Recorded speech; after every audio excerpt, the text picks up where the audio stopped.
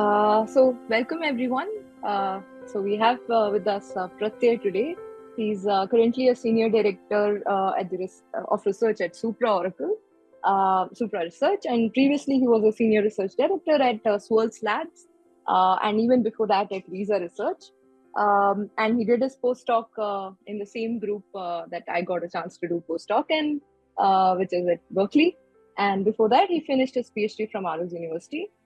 So Pratyay works on a lot of interesting stuff, applications of zero knowledge proofs. And today he has a very interesting talk on rolling a dice on blockchain at a discount. So Pratyay will tell us more about this, I guess. Thank you, Pratyay, for coming in and Thank giving you. this talk. Thank you, Shruti. Thanks a lot for inviting and giving me opportunity for this talk.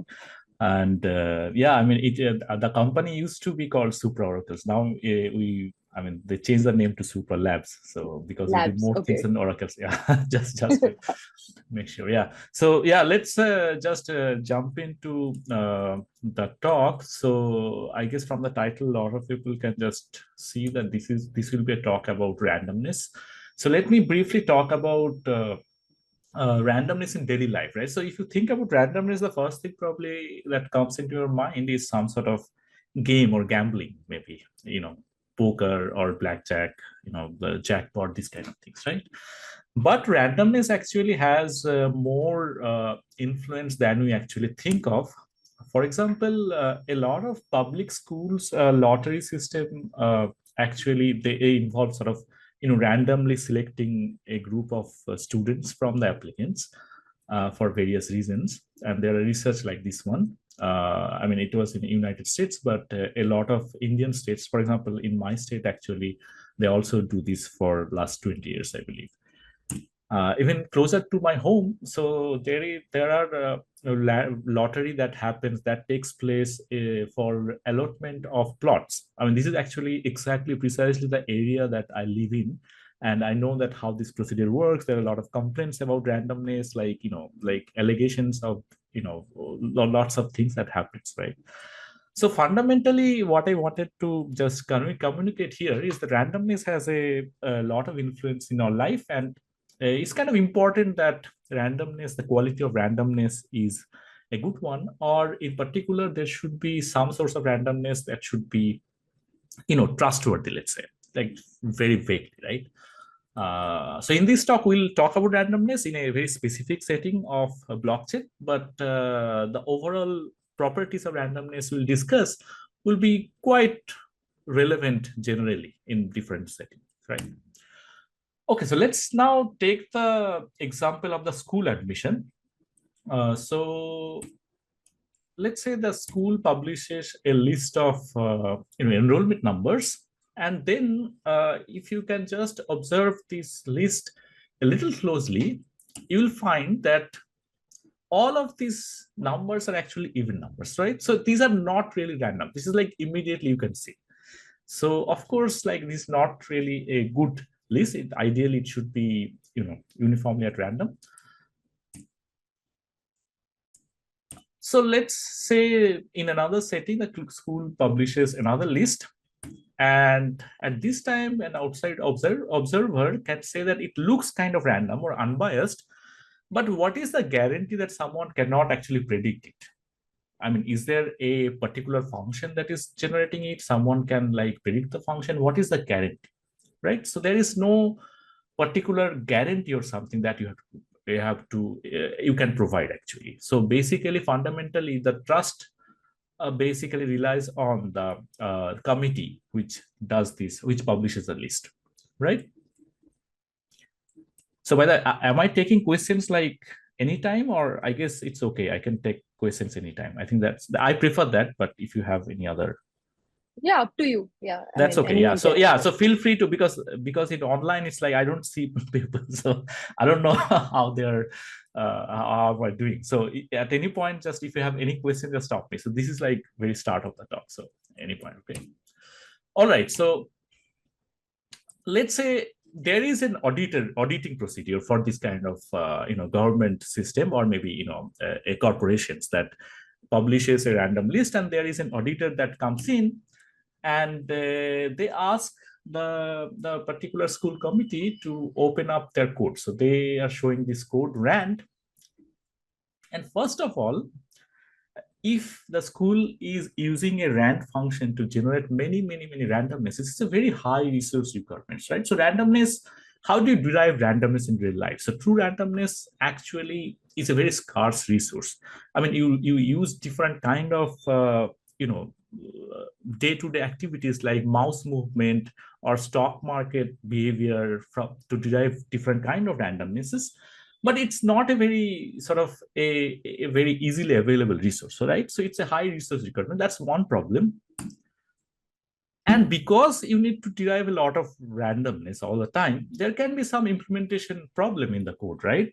In fact, it's pretty active area of research. Actually, there are several bugs in different codes. There are like some randomness cryptanalysis, even starting from back in mid 2000 or something. There are some papers on this. So overall, this procedure of generating, like using some particular function to like keep generating different random numbers, is not really very good. So we cryptographers always like to sort of find applications of cryptography. So maybe the auditor can suggest that, why do you want to use a rand function like this, which has several problems? Why don't you just use a cryptographic object that we call a PRF or pseudo-random function? So for the audience who are not super familiar with what a PRF is, so let me explain what a PRF is. It's kind of a very simple guarantee that this is a keyed function. It takes a secret key and an input, x, and it outputs deterministically a value y. And what are the guarantees that we're looking for? Is one, y cannot be biased towards a particular string as long as the secret key is random. And secondly, there is an unpredictability. That means it is hard to predict y on a given x without the knowledge of secret key, right? So these two guarantees. And in more formally, we can say there is a single guarantee that kind of captures these two things, which is a pseudo-randomness guarantee, and which basically guarantees that as long as the secret key itself is random and kept secret, then y is as good as random. That means it is pseudo-random, right? So it solely depends on the two factors. One, the secret key is kept secret, and second, it is actually coming from a uniform random distribution. So overall, what is happening is you only have to choose one secret key, generate one secret key uniformly at random, which is maybe 128 bits or 256 bits, which is very tiny bit of data. And after that, you can generate many pseudo-random values with different unique inputs, right? So the resource constraint is kind of reduces the resource requirement massively to sort of arbitrary large to basically a constant number of bits. That's what it's doing cryptographically. All right. So, okay, so now let's just go back to the school admission scenario. So now the admission committee follows the recommendation from the auditor, and then they just use the rand function only to generate the secret key, and then use the PRF to sample or generate the randomnesses. I mean, this list in particular. Now the observer is like probably very skeptical observer will ask the question that, okay, you are giving me this list, that's fine. And how do I trust you? Like, what is the guarantee that you are actually using this PRF on, say, a particular fixed input? What is your guarantee, right? Exactly at this point, the main cryptographic object I'm going to talk about is a verifiable random function. So verifiable random function is a PRF, first of all. It has to be a PRF. Additionally, it provides a verifiability guarantee. So what is a verifiability guarantee? That means a key owner additionally can produce a public proof pi such that anyone may verify if x and y with respect to pi is a correct triple. That means y is correctly computed using this function f on the secret key sk. All right. So that's VRF.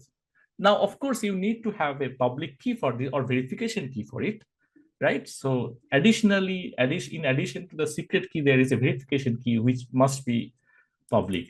And then with that, you can actually verify whether the computation has been done correctly.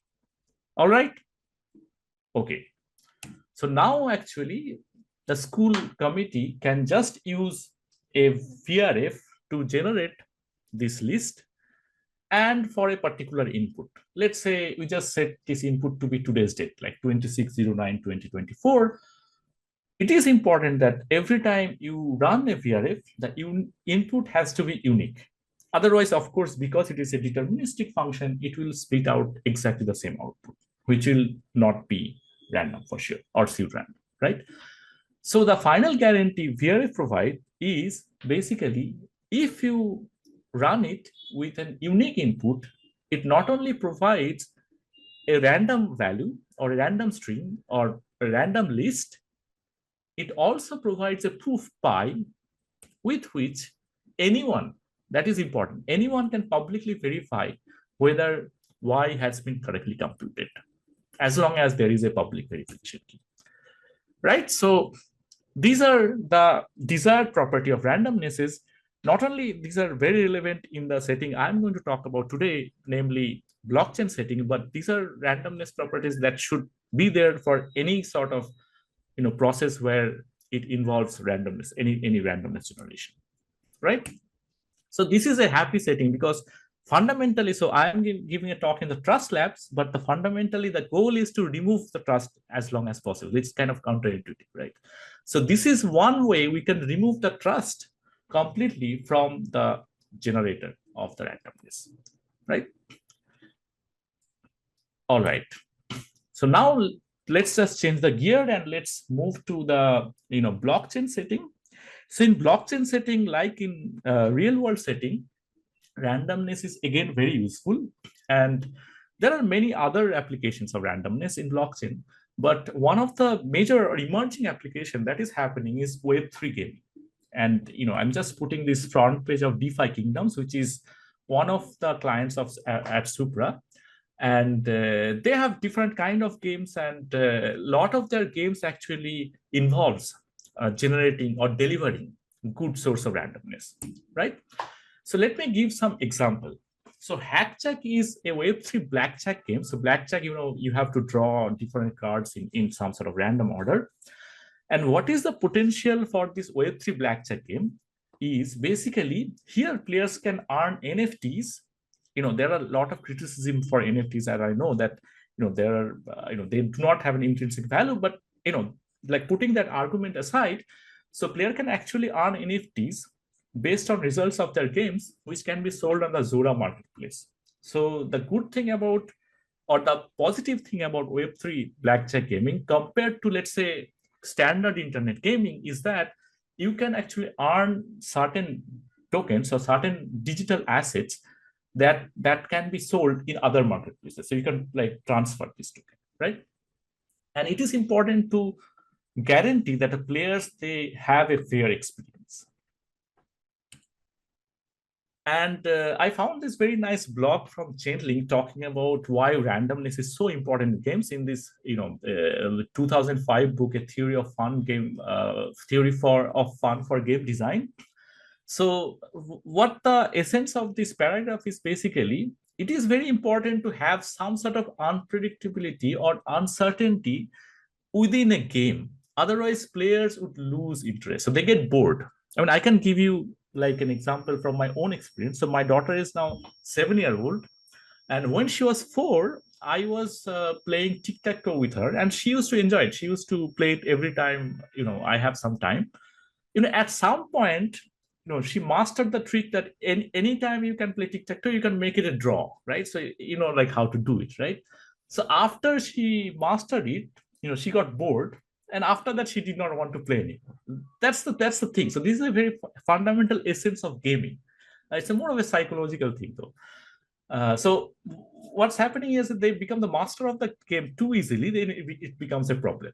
So the one key function of randomness in games is to expand the dynamism of player actions and environments and preventing mastery from becoming too quickly attained and better rewarding continued engagement. So that's the essence of the randomness in games, and that's why a lot of games, in not only internet games, they're gradually they're moving to in a blockchain setting. They rely a lot on the randomness and good source of randomness. And we just discussed what are the desired properties of a good source of randomness. All right, so just explaining further that in the same block, they describe this kind of different randomness in games. So for example, if this is like a two-player fighting games, so there could be two types of randomness that makes this game interesting.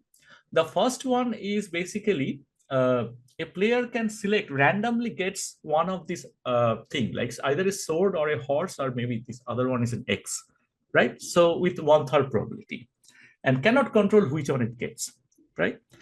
And then it is called some sort of an input randomness in this lingo. And then there is an output randomness that if you sort of try to play a game with 50% probability, you can hit the other player or miss it, right? So this kind of things actually makes the game more interesting and unpredictable and prevents certain sort of mastery. All right, so now coming back to more serious stuff. So how actually we can produce randomness on blockchain? So let me just describe the setting here. So we have a blockchain. Blockchain, if you're like not super familiar with what blockchain means, for purpose of this talk, you can think about it's basically a bulletin board with an additional capability of executing programs, right? So it can execute programs, but they are all public, right? So the fundamental thing about blockchain is that basically it's a transparent execution platform, and where execution happens reliably without trusting any central authority. All right, so that's basically the blockchain. It's a bulletin board, reliable bulletin board with execution power, right? So if this is the blockchain, or I can alternatively also call it a smart contract on the blockchain, which are basically a program on a blockchain, right? So if there is a smart contract or a program that executes this code of VRF, and a user who wants to derive a randomness can basically ask let's push the transaction, or I mean queries the smart contract and can obtain the output randomness. The fundamental problem here is how to hide the secret value escape. So because blockchain is so popular, why blockchain is so popular? Because it gives you this transparency. So you can always see what is going on in the execution. You do not need to trust anyone. It is run by a community. As long as a majority, or let's say a threshold number of the community approves the transaction, it happens, right? One of the fundamental problem in blockchain is how to privately store data on chain. So there are several methods, but here not only you have to privately store the data, but we have to execute on something, right? So you have to execute on the secret key that is supposed to be stored onto the blockchain, right? So this is a fundamental issue. So what is the standard procedure to mitigate this is we hire, or we just make sure there is someone who holds the secret key. We just delegate this computation to off-chain, putting the public key or the verification key on-chain, and the VRF computation is outsourced to someone so that it happens in a private place, private environment, right? So now a user can basically put a request, and the VRF node can compute the value Y along with the proof and can deliver it, right? And the user can get back the output Y along with the proof pi, and it can verify it with the verification key. So important point here is that not only the user can verify the XY, but it is publicly verifiable. Because blockchain provides a platform which is completely transparent, it is open for anyone to verify. What is the benefit of public verification is, first of all, the user cannot complain that the verification fails maliciously, right? So if it can complain, like someone can just check whether the verification is correct. The other important point is that the VRF node or the server cannot deliver something which is wrong, right? So one thing, I'll just talk about it in a moment, but one thing we have to keep in mind, in the blockchain environment, computations are incentivized with certain reward in forms of token, right? So a VRF node only participates in a computation like this because there is an incentive to get a reward, right? So how the VRF node can claim the reward, that once it delivers the output, as long as if there are enough people from the community are satisfied with the output, then the reward will be provided, right? That's why it is very important that whatever the computation or the private computation that was performed at the server side, that must be publicly verifiable. All right. Yeah, so that's the reward I just wanted to talk about. I think the arrow was missing in the earlier slide. So now the arrow is here. So as long as public verification works, the reward will be given to the server or the service provider, let's say. And as we already mentioned that because of the VRF property, as long as the secret key is hidden and the secret key is chosen uniformly at random. So I'm just not talking about how to verify whether it's chosen uniformly at random or something. As long as these two things are happening, so it boils down to doing those two things. Other things, we already see that VRF already provides that all the other properties, desired properties, would be satisfied. Okay, so now let's see a VRF construction based on a very simple form of zero-knowledge proof. And the setting is a cyclic group of prime order, where G is a generator and discrete log is hard. All right? Okay. So if the secret key is a field element, the verification key is a G to the SK, so that SK is the discrete log of the verification key. And the VRF computation is as simple as follows. It just hash the input raised to the power of the secret key, and then the output is computed. And for verification, there is a zero knowledge proof that is being computed, which is nothing but a proof of equality of discrete log, right? So what is equality of discrete log here? Note that G and VK, they have a discrete log relation, which is through SK, right? So VK to the base G is basically SK. The same relation holds for H of X and Y if it is computed correctly, right? So if this is computed correctly, that means Y to the base HX is basically SK. So this is the same discrete log. And this is knowledge proof. I'm not really talking about the construction. And if you are a cryptographer, you can probably immediately say this is using a proof called Chomp-Peterson, and which is pretty efficient as well. And the same zero knowledge proof can be verified, and that's why the verification is input. Now, what is left here is basically just to see that Hx to the Sk is actually a pseudo-random value. And here we have to assume that the hash function is somewhat, it follows some heuristic ideal behavior, which is known in a cryptography lingo random oracle. And that means that if Hx maps to a random group element, like the random oracle means that anything it takes, it maps to a random group element, right? So as long as it's a random group element, R is unknown, right? So given G to the Sk and G to the R, Y, which is basically Hx to the Sk and which is equal to G to the Sk times R, is pseudo-random. So this is precisely the decisional. Pratyay, I have a question. Yeah, sure. Go ahead. So this is in the random oracle model, is it? That is true, yeah. Okay, so you're not using a CRS. No CRS. Yeah. Okay. Right. Yeah. I mean, so in cryptographic term, I guess for non-crypto audience, if there is any, I mean, CRS is a common random string or common reference string model, where you assume that there is a string based on which you are using it. But for practical purpose, random oracles are actually pretty good. So yeah, right. So so if this is clear, then I just go to the next slide, I mean, I already explained how the zero knowledge proof actually gives you verifiability, although I should mention that we need to ensure the zero knowledge property itself, that the proof does not leak any interesting information about SK. That will be detrimental for proof of the zero randomness. Right, so that's kind of important. That kind of follows from the zero knowledge property, that pi does not leak any information about SK. All right.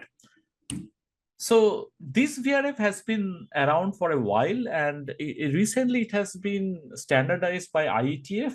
Although I just described a slightly simpler version, and there, I mean, you can see that Y is in the group here, but typically you do not want a random group element, you want a random string. So you have to take Y and go to, you have to hash to random string element as well. But so that's the overall idea for this very simple VRF construction, right? And the primary service provider in this blockchain VRF space is Chainlink, and Chainlink actually uses this VRF. It's very simple VRF. And one of the reasons being these operations, as you can see, are very, very fast and very, very efficient, right? So let me just go back to the flow there, right? So what happens is, here is the VRF computation that happens, right? And it gets XY pi, and as long as the verification succeeds, there is some reward going on. As simple as that.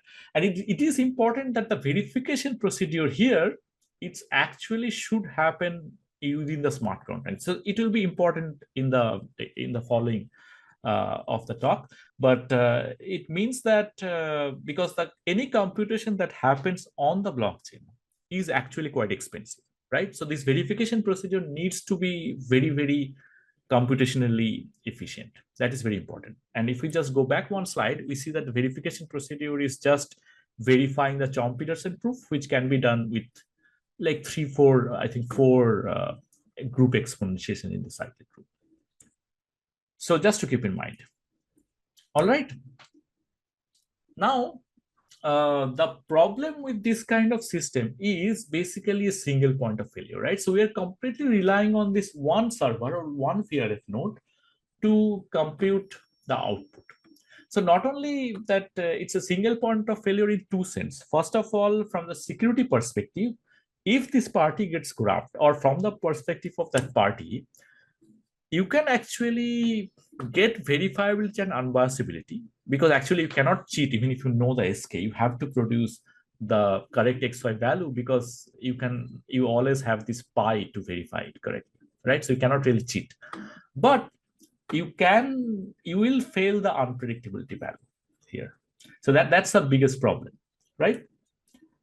And the other sense, it is a single point of failure from the functionality perspective, because you always have to rely on a single person to deliver this, right? So if the person is somehow offline or not available due to some reason, then basically you have to wait.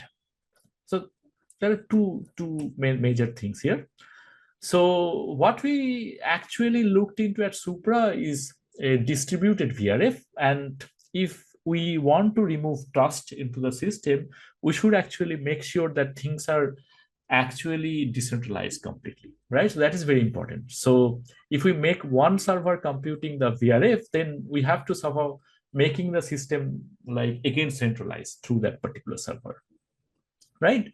So what is the setting for distributed VRF is basically there is a common verification key, and there are different servers. So in this case, I am assuming 3, but it can be arbitrary. I mean, it can be many more servers, like, I don't know, 120 or something that we're considering currently, right? So these VRF servers will basically not have the entire secret key, but they will only have a share of the secret key, right? So in this example, I'm considering n equal to 3 and t is equal to 1. And any t plus 1 shares will give SK. And I mean, as you can imagine that we use it all the time, that this is a standard threshold system where you take any 2 out of 3 and you can combine them linearly. So all these coefficients A1, A2, and all these things are completely public. So you can just combine them linearly. Any two of them can recover the secret key, right?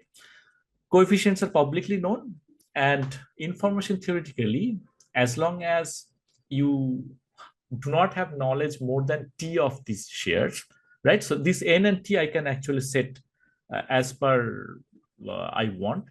And as long as T of the share, as long as up to T of the shares are with me, I cannot actually predict the value scale. And you can just immediately see that this is nothing but a Shamir secret sharing that's happening. So that's the overall idea of distributed VRF, right? All right, so now for distributed VRF, however, there is one issue that we have to encounter, that the setup becomes harder, right? By harder means because we do not want any party to influence, there should not be any centralized. So we cannot imagine a centralized server generating the secret key and give to, like, share and give it to these parties, right? Then we are again depending on a centralized party that we do not want. So we want to make sure that there is a distributed key generation that is being run among this VRF committee, right? After this key generation procedure, each server or each committee member will have a share, whereas there will be a common verification key. All right. And there is a DKG procedure. We had some work on DKG as well, but today I'm just going to assume there is something going on there. Not going to focus on that, right?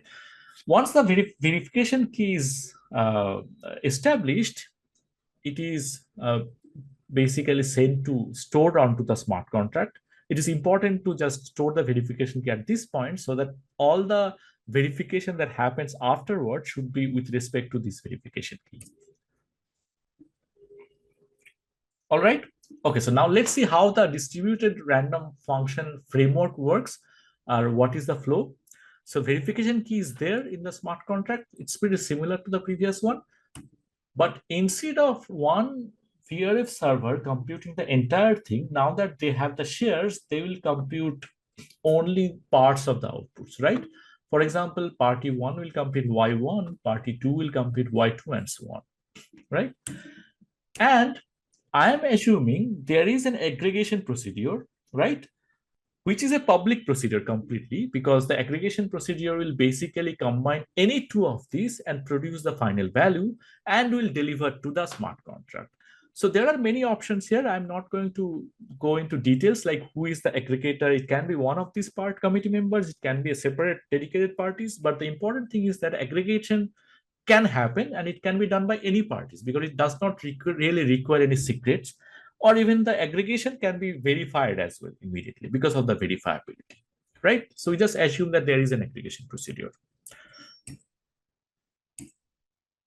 So now it is now delivered to the user. It has the public verification available again, and we have now the added security, like we don't have to depend on any particular party. So any corruption that is less than T+1, in this case, T is equal to 1. So any one corruption basically will be tolerated. That is the added security. And functionality wise, any T+1 nodes, in this case, T is to 1. So T+1 is 2. So any two nodes should be there to make this computation. So very standard threshold crypto system. And that basically eliminates the single point of failure. Yeah, so just the arrow, I just forgot to mention that as long as the public verification is possible, there is a reward generation possible. Now, there could be a mechanism how to give rewards or who to give rewards or something, but I'm not going into details. This is also an active area of research. All right, so now let me talk about how we can construct a distributed VRF. So let's just revisit the ZKP-based VRF construction. So we can see that if there is a Shamir secret sharing, that means this guarantee is there. Any two of the secret key, you can just linearly combine to recover the entire secret key. So the first part, that means the Y part, is actually very amenable to the distributed setting, right? Because the same computation can just happen on the exponent and we have the same base. So if if party 1 can compute h of x to the sk1 and party 2 compute h of x to the sk2, those will be the partial VRF computation. So you can just combine linearly to compute the final value.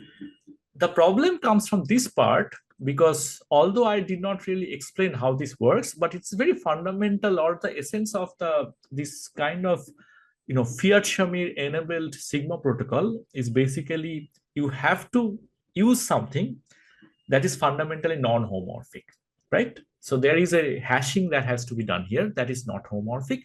So this part cannot work actually. This part is not very easy to distribute. I mean, you can use like more complex techniques, but we want to keep things very simple. That's very important, right? So we actually, yes. Pratyay, what if we replace it with some kind of these proof systems that have kind of this collaborative setup, right? Sure. So where you can actually distribute the prover computation itself. If you had that kind of a proof system, can that be combined with this? Yeah, definitely. That's an option, but it will be much more expensive. I mean, always we have to keep in mind that things are not only computationally efficient, that's one part of it, because we have to do this, make sure that verification is probably always be constant, but every party has to compute. So it becomes there is certain incentive to reward the parties as per the computation. That becomes kind of challenging. The other part of is that we like to keep it simple, because from the industry experience, I can tell that the more complex the code, like the process is, it's much harder to implement overall. So there could be it's more vulnerable to things like bugs, and the simpler system is much easier to implement in general. So that's also the other thing we have to keep in mind, right? So definitely that's possible. So possibility wise, there are a lot of possibilities, but if we are limited in this kind of setting, so we have to choose which one is the best fit. That's how we can talk about it. Yeah. Right. So now we are in just with reference to Shruti's questions, we are in the simplest setting where we are doing things in the cyclic group. I mean, cyclic group in practice, we implement elliptic curves. However, if we want to move to an actual distributed setting, the best fit for now, as of now, that we have, and possibly this is the best we have in general, is a construction with bilinear pairing, which is nothing but this BLS signature. And if you're familiar with BLS signature, it's a BLS signature. And if you're not familiar with it, let me explain what bilinear pairing actually is. So it is a mapping from source group. So I'm assuming a symmetric setting where you have these two group elements and map to another group, right? The only property, there are several properties that it supports. The only property that we'll be using here is basically you can do this kind of operation. So you can do this equality check by switching this exponent, right? So that is sufficient for here. So this is the bilinear pairing will actually enable us sort of distribute the entire thing, right? And in fact, it makes the VRF computation even simpler in the sense now it doesn't need any extra proof. So why actually would be sufficient to use it as a proof? Although the actual construction, I must say that actual construction, you need to still have another hashing for after the final values, but I'm just ignoring that part for now, just assuming y is in the group. And the verification procedure now basically is just checking these bilinear values, right? Now, how this pairing leads to verifiability, that means you just use the left-hand side from here and you see that because Vk is equal to G to the Sk, and from the right-hand side, you just compute it, you see that if Y is a correct signature or correct output of VRF, I mean, it's the same construction as BLS signature, so it's kind of a signature as well. H of X to the Sk, that means you can switch this Sk exponent here and you get the equation. So this equation will satisfy if and only if Y is equal to Hx to the Sk. And that is enabled by bilinear pairing. All right. However, one thing we must keep in mind that all operations here, especially the verification operations, and recall that verification always happens on chain. That is very important. that verification happens on chain because of the rewarding procedure, right? So verification happens on chain, and because there is a pairing involved, that is much more expensive than verifying the zero knowledge proof over a group, right? So that's, although it looks similar, simpler syntactically, when you implement, the cost will be higher. We'll talk about the cost towards the end of this presentation. All right, so this is a simple BLS construction, and random oracle will give you pseudo randomness, and in fact we need a bilinear version of DDH assumption. Not gonna explain more. And we actually deploy a version of this in Supra, which is called Glow21. It's a work by Galindo et al. And there are certain differences with this one that I explained, but the overall idea is basically based on BLS, but there are partial verification. That means each of these partial share has to be verified as well. That's a very important property. It is called robustness in the threshold setting, and the partial verification uses actually zero knowledge proof over these groups. So all these things changed are there, and this is if you want to sort of look into the white paper or the more about it, you just can scan the QR code here. It will lead to the website. All right. Okay, so now let's come to the discount part, right? So one of the things that when we started looking into the existing VRF services, one of the things actually we also hear back from the clients like DeFi Kingdom, the screenshot I showed a few slides ago, is basically the VRF services are quite expensive because there is a computation that's happening, which is VRF computation in the blockchain setting is kind of a rigorous computation. And then you have to reward a lot through the gas cost. And then there is an on-chain verification involved. So overall, I mean, the gas cost actually, you can think about it is, it leads to some, it's proportional to the computation cost on-chain, and it leads to a real US dollar, I mean, real currency, for example, right? So you have to pay to get this randomness.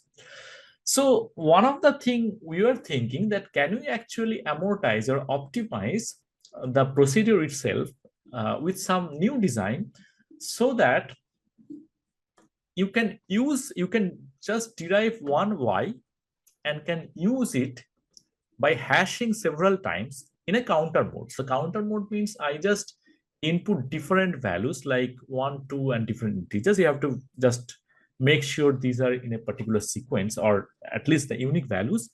And we get this Z1, Z2, and we use the value Y as a seed and basically use a hash function as a PRG, like pseudorandom generator, to derive different values, different randomnesses, right?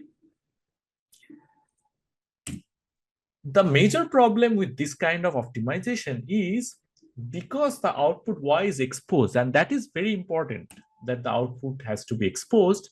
Z1, Z2, and anything you can compute, they are all deterministic and public computation. They do not involve any secret, and they become predictable, right? So these kind of things are not possible actually. The other interesting thing is basically think about a time sensitive application where you have to sort of get a request. Let's say you get a request, right? Let's say this user is sort of a gaming platform. It gets a request from some other gamer, their clients, and the gaming platform has to return a randomness immediately. Let's say there is a time sensitive requirement. This entire procedure or entire flow will take a while. So putting the request and getting these values, getting these things verified, etc. Right? One thing you could think about that, what about I can make this request in advance and keep Y at my disposal so that whenever I face a sort of a actual request, I'll just deliver it. The problem is, again, because of this transparency of blockchain platform, and because we have to make sure that it is publicly verifiable, right? So the output is always exposed. So in the meantime, so between this time when the value is delivered and after that when it is being used, someone can actually capture that value and can break unpredictability, right? Can gain some advantage, which would be terrible. So the core problem of both these like potential optimizations are basically the output is getting exposed onto the blockchain, right?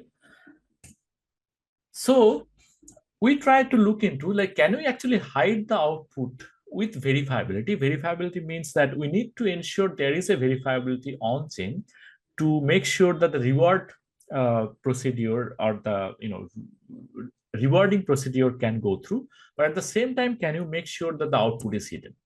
So this leads to this paper was presented last year in CCS that we basically construct a system called FlexiRand, which is output private distributed VRFs and application to blockchains, right? So how this works, so let's see the first attempt of this, right? So instead of sending one X, now user can send X and a square bracketed X. Square bracket means the blinded X, right? So remember that we do not need to hide the input. What we need to hide is the output, right? So what I'm giving to the VRF servers are basically not only X, but also the blinded X, with the hope that they will compute on top of the blinded value.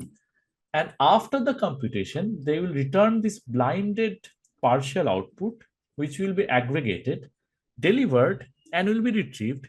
Once this is retrieved, then only it will be unblinded.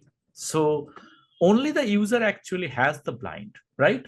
So nobody else can have any idea what's the value, what's the output basically.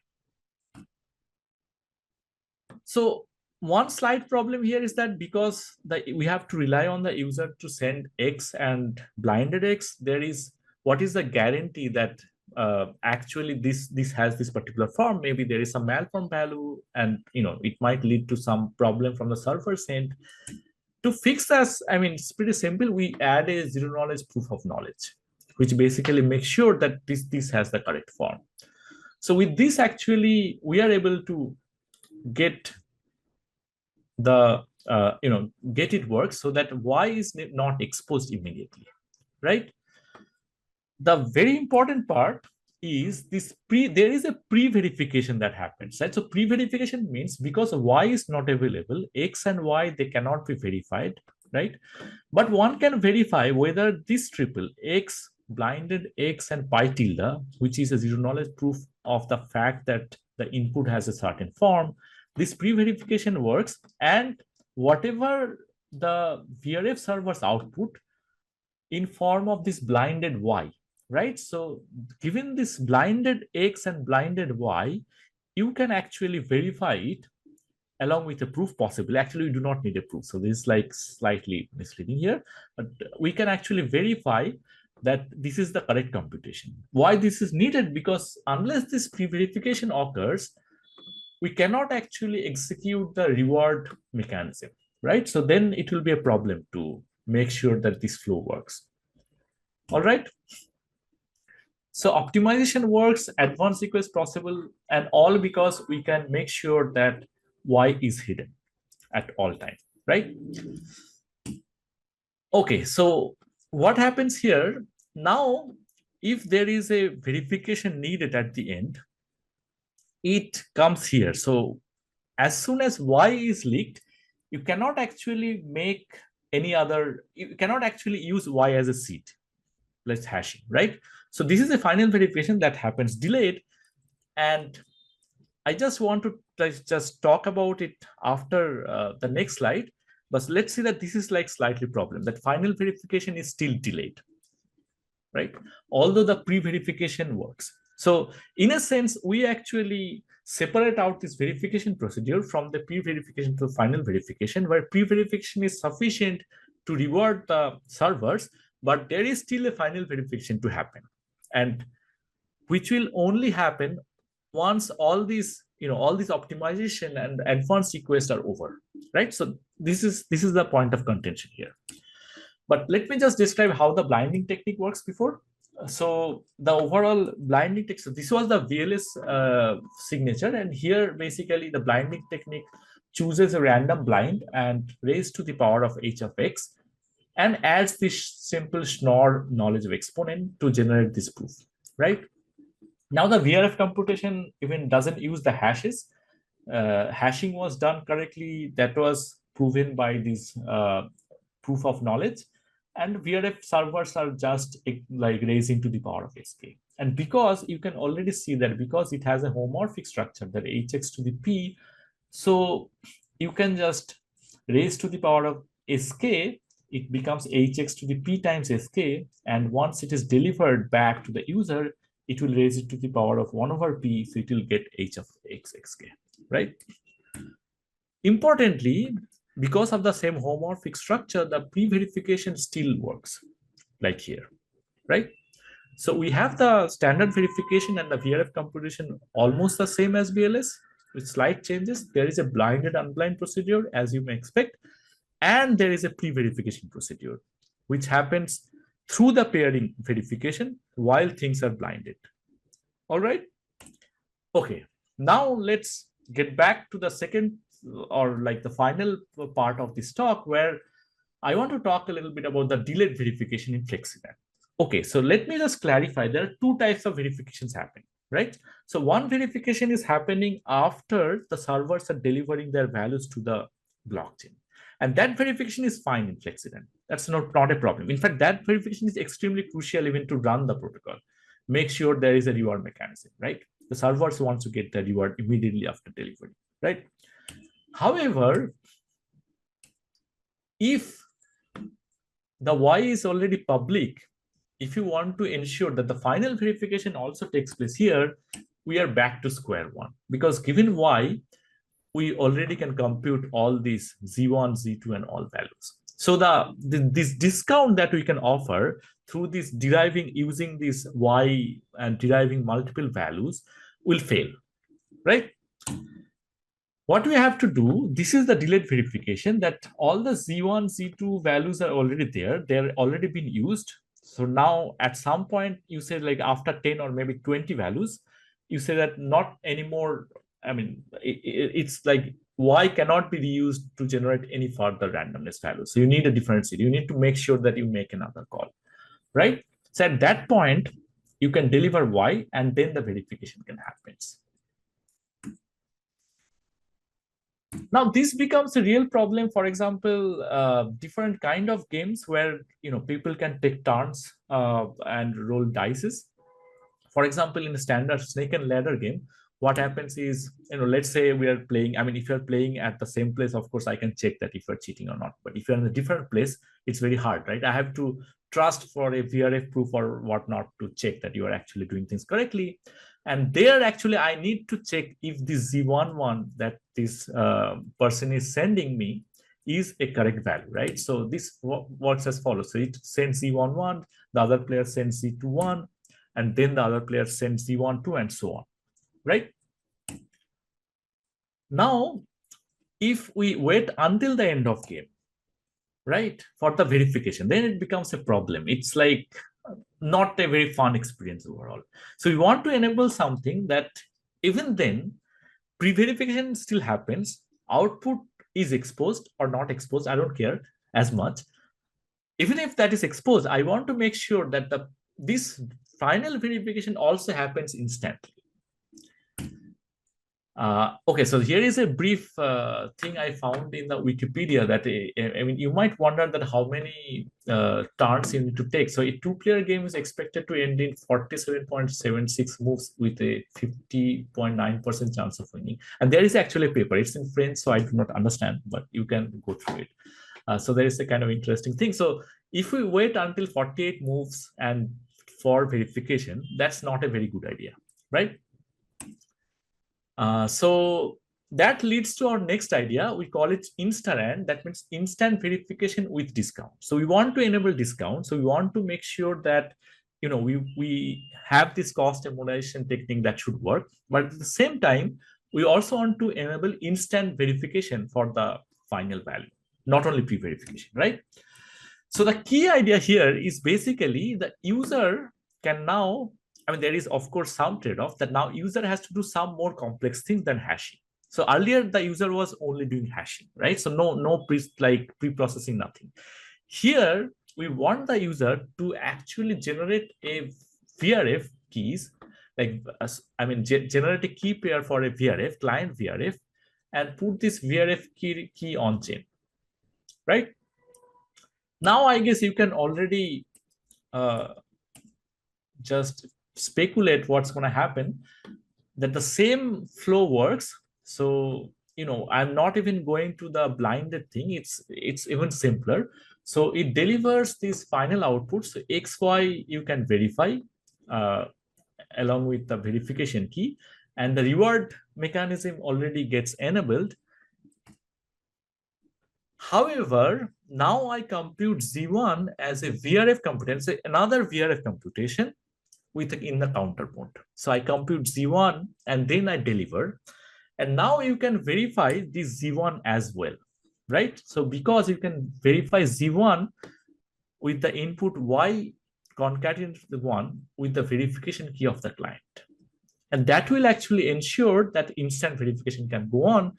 And after that, actually, you can keep computing different Z values. All of them, if you deliver, they are basically publicly verifiable.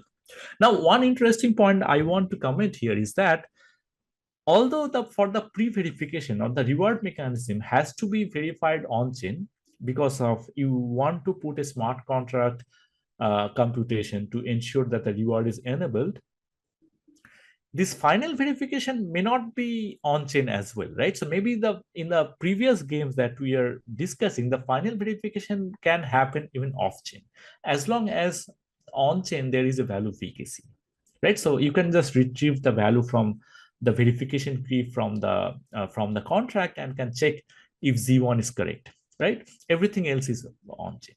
So that means that you do not have to really do this expensive computation on-chain, because the final verification might actually involve more complex operations. I mean, actually, the other thing I want to mention here is that since I'm not distributing the VRF, we can actually use the group-based VRF as well, where the verification is cheaper, like at least 2.5x cheaper than the pairing-based verification. That's also an interesting thing to observe. All right. So now we have all the properties that you want.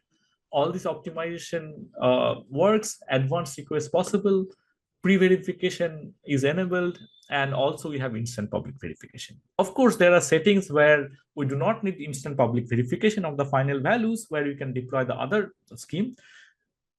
Also, it's like deploying that is slightly simpler because you do not have to have this sort of a pre-processing or key generation, or client does not have to have a more complex functionality like VRF. But here also using a slight trade-off with the client having to store a secret key and generate a verification key ahead of time, we can enable instant public verification as well. All right, let's talk about some numbers. I have been talking about discounts. So let me just go through these numbers, that what kind of discounts that we are having. So again, this is computed on this particular virtual machine over Ethereum. So this is the gas cost translated into US dollar. All right. Okay, so the first one, that is Glow, which is a standard DVRF that we're using right now. So what is the dominating computation on chain is I'm using 20x amortized. That means I want to have 20 different random strings, right? So that's important. So for Glow, there is no amortization, right? So there is no cost amortization. So for each 20 times, I have to basically query, right? And what I get is something close to 60 cents. And there is instant final verifiability and happens on chain.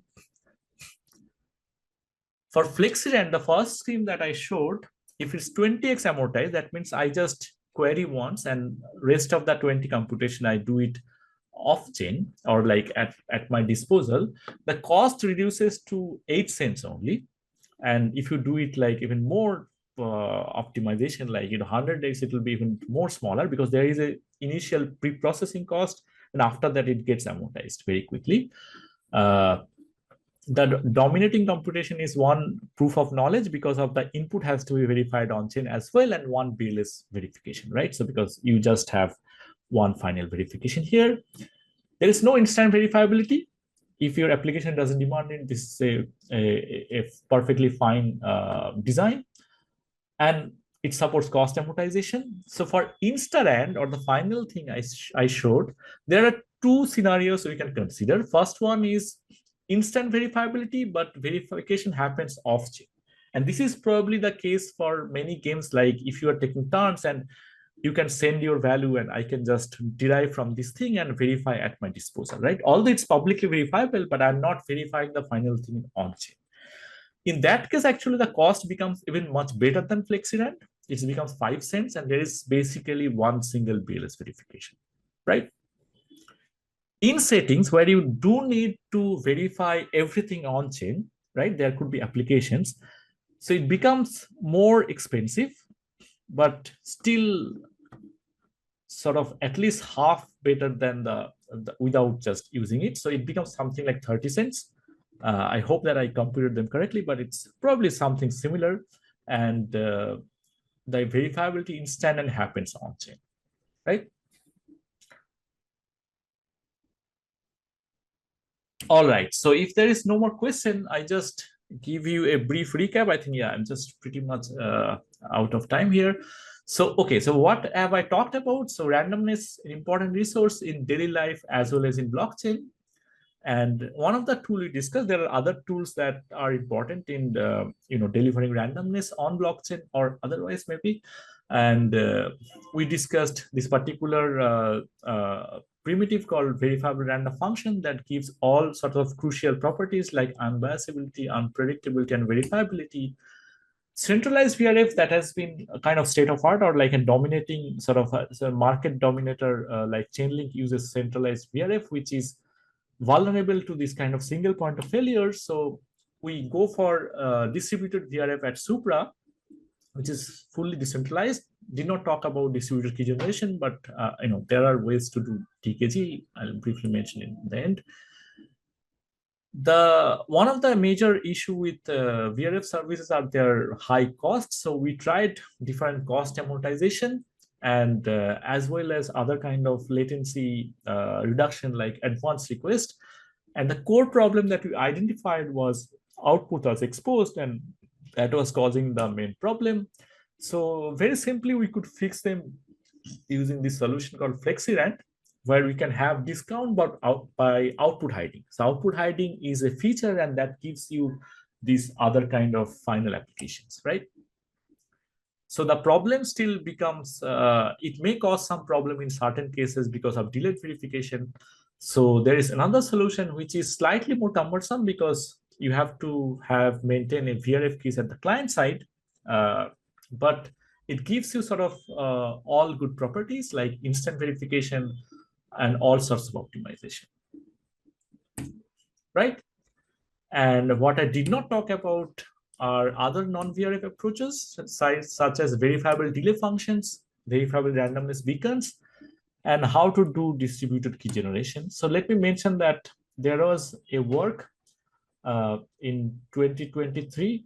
Sorry, it should be 2024 CCS will be presented in a month. And there we actually propose some non-interactive DKG based on class groups. And why non-interactive? Because we found this the more compatible with the blockchain setting. That's a brief answer. The more, there would be an elaborate answer, of course. Other open or active questions that we are doing or working on. So how to choose the input X? So it's very crucial that input X cannot be repeated many times, right? So if you repeat input X, you could do in a blockchain lingo that's called front running. So you just break unpredictability simply without breaking anything about the definition. So it's kind of crucial that from a slightly higher layer, from the the network layer, how do you make sure that the inputs are unique and how do you actually construct the input? So we studied this in a verifiable randomness as a service framework. It's on a print.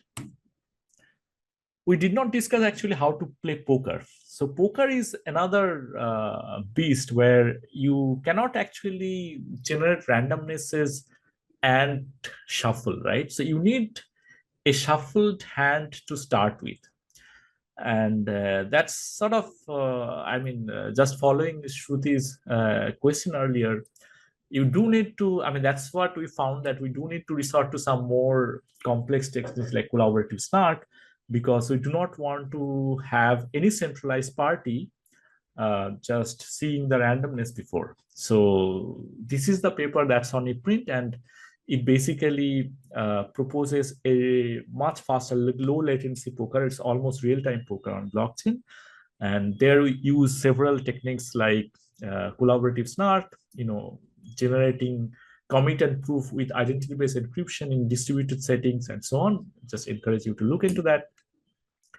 Did not discuss actually the reward mechanism. That's one of the crucial point here, and there are several works, in other kind of directions, mostly intersection between economics and computer science.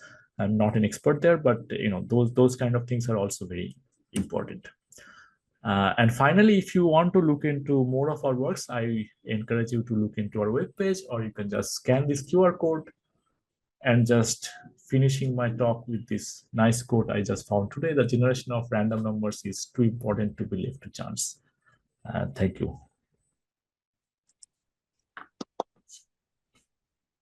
Thank you, Pratyay. Thanks. Yeah, it's the online talks are always a bit, I don't know what's going on on the other side. Any questions?